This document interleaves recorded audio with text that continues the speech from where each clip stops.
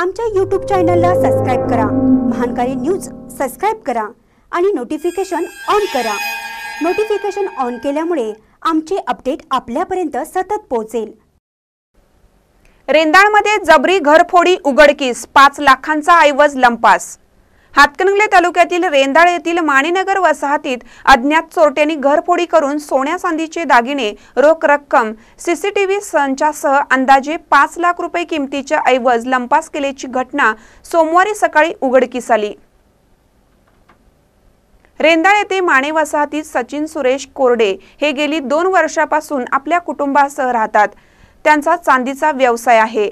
शनिवारी 19 जानेवारी रोजी सचिन हे आपल्या कुटुंबासोबत सुट्टीनिमित्त नानीबाई चिखली या आपल्या मूळ गावी गेले होते। सोमवारी सकाळी दरवाजा उघडा असल्याचं शेजारच्यांना निदर्शनास आल्यानंतर घरमालक सचिन कोरडे व पोलीस स्टेशनला फोनवरून माहिती देण्यात आली।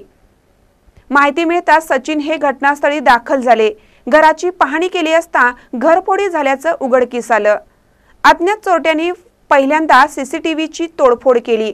बेडरूम मध्ये असणारी तिजोरी फोडून त्यातील 10 किलो चांदी, 4 तोळे सोने, 7 हजारांचा रोख रकमेसह सीसीटीव्ही संच लंपास करून मुद्देमाल 2,85,000 रुपये लंपास केल्याची घटना उघडकीस आली आहे। महानकर न्यूज साठी रेंदाळहून शाहनवाज मोमीन।